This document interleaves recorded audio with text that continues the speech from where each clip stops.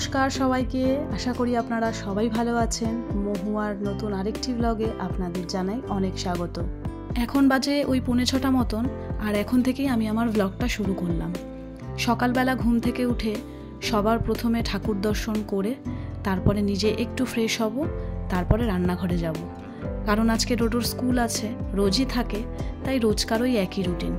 ঘুম থেকে উঠে সবার প্রথমে নিজে একটু ফ্রেশ হয়ে বাসি জামা কাপড়গুলো ছেড়ে সোজা চলে আসলাম রান্নাঘরে এসে সবার প্রথমে বসাবো হচ্ছে ডোডোর জন্য একটু ভাত। ও সকালবেলা একটু ভাত খেয়েই যায়, যেহেতু ওদের স্কুলে লাঞ্চ ব্রেকটা অনেকটা দেরিতে দেয়। আর এই তো দেখো উঠে পড়েছে ঘুম থেকে, উঠেই আগে সোজা চলে আসে আমার কাছে। আগে ওকে একটুখানি আদর করতে হবে, তারপরে গিয়ে ওর ঘুম ভাঙে। তো এখানে ওকে গরম জল খাইয়ে দিচ্ছি, তারপরে ও বাথরুমে ঢুকবে। প্রত্যেক দিন সকালবেলা আমি নিজেও 1 গ্লাস গরম জল খাই আর ডোডোকেও একটু খাওয়াই। আর আজকে ওকে ব্রেকফাস্টে একটু ম্যাগি বানিয়ে দিচ্ছি, কারণ পরপর 2 দিন যেহেতু রুটি বানিয়ে দিয়েছি, তাই জন্য আজকে স্ট্রিক্টলি না করেছে, মাম্মাম তুমি কিন্তু আমাকে আজকে আর রুটি দেবে না। তাই ভাবলাম ঠিক আছে, একটু অল্প মশলা দিয়ে ম্যাগি করে দিই, যেহেতু অনেক রকম সবজি দিই, তাই অল্প মশলা দিয়ে ম্যাগি করে দিলেই হয়ে যায়। আর বাচ্চাদের জন্য ম্যাগির ওই মশলাটা কম ব্যবহার করাই ভালো। তো টিফিন প্যাক করে ওকে স্কুলের জন্য তৈরি করে ও চলে গেল আমার দেওরের সাথে গাড়ি করে। এখানেই বাস আসে, বাসে তুলে দেবে। আর ও চলে যাওয়ার পরে সবার প্রথমে আমি দেখো এখানে ব্লিচিং পাউডার ছড়িয়ে দিচ্ছি, কারণ কালকে এখানে রান্না হয়েছে।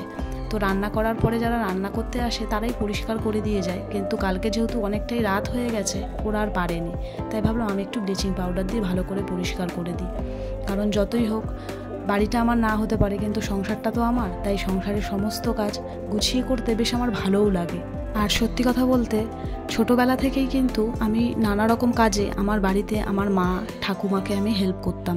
মা বেশিরভাগ সময় কাজের সূত্রে বাইরে থাকতো, তাই ঠাকুমার সাথে সাথে সমস্ত কাজ করতাম। তাই বিয়ের পরে খুব একটা অসুবিধা আমার হয় না, সমস্ত কাজ আমি করতেও পারি আর আমার ভালোও লাগে। আমি অত্যন্ত মন দিয়ে আর খুব যত্ন সহকারে সংসারের প্রত্যেকটা কাজ করি। তো দেখতেই পেলে বাইরের সমস্ত কাজ করে গা কাপড়টা একটু ধুয়ে চলে এলাম এখন চা খাবো। হ্যাঁ, এখন স্নান করব না, কারণ আজকে যেহেতু মঙ্গলবার, আর প্রত্যেক মঙ্গলবার করেই আমার পুজোর চাপটা একটু বেশি থাকে। আর অজয়ও এখনও ঘুমাচ্ছে, আমার ফুলমালা কিছু আসেনি, আমার ডাস্টিং ক্লিনিংয়ের কাজটাও হয়নি, তাই পুজোটা পরে করব। তো চাটা খেয়ে নিলাম, আর বিস্কিটের কৌটোটাও খালি হয়ে গেছিলো, তাই ভাবলাম ধুয়ে দিই। আর আমি তো জানোই একটা করে আমার যদি কৌটো খালি হয় তো সেটাকে আমি ধুয়ে দিই, তারপরে আবার ঢালি। আর এবার এই বিস্কিটটা আনিয়েছি, চায়ের সাথে খেতে দারুণ লাগে, একটা মিষ্টি মিষ্টি একটা নোনতা নোনতা ভাব, খুব ভালো লাগে খেতে। তো বিস্কুটটাকে ঢেলে নেওয়ার পরে এখানে অজয়ের জন্য ছাতু বানিয়ে দিলাম পেঁয়াজ দিয়ে। আজকে একটু তাড়াতাড়িও ব্রেকফাস্ট করছে, কারণ আজকে ওর ব্লাড টেস্ট হয়েছে, সকাল থেকে না খেয়ে আছে, তাই ওকে আগে তাড়াতাড়ি দিয়ে দিলাম। তো আমি পেঁয়াজ খাবো না, আমি ছাতু মুড়ি খেয়েছি। তারপরে এখানে ভাতটা বসিয়ে দিলাম। আজকে রান্নার সেরকম কোনো চাপ নেই, যেহেতু মঙ্গলবার নিরামিষ, মানে আমি নিরামিষ খাবো। তো ভাতটা বসিয়ে দিলাম, ভাতে আলু সেদ্ধ দিয়ে দিয়েছি। ডোডো আর অজয়কে 2টো ডিম ভেজে দেবো, আর আমি অন্যরকম কিছু ভাজাভুজি করে এবেলাটা চালিয়ে নেব। আর রাতে ইচ্ছা আছে আজকে নিরামিষ ঘুগনি বানাবো। তো দেখো আমি ঘরটা পরিষ্কার করে নিলাম, করে চট করে স্নান করে ঠাকুরের পুজোটাও সেরে নিলাম। আর মঙ্গলবার করে ঠাকুরের বাসনগুলো মাজতে অনেকটাই দেরি লাগে, ঠিক বৃহস্পতিবারের মতন। আমার যেহেতু এইখানে লক্ষ্মী ঠাকুর নেই, শাশুড়ির ওখানে আছে, আর আমি এখানে যেহেতু বজরংবলী, মা কালী এদের সব পুজো করি, তো সেই জন্য।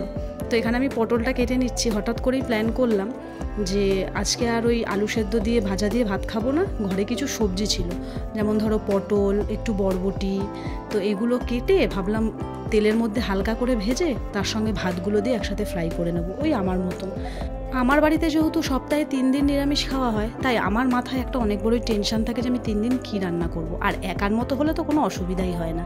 ওই ভাতটা একটু ফ্রাই করে নিলাম, আর একটা সেদ্ধ আলু যেহেতু ভাতে দিয়েছিলাম ছিল, সেটাকে একটু কড়াইয়ে নেড়ে তরকারি বানিয়ে নিলাম, ব্যাস।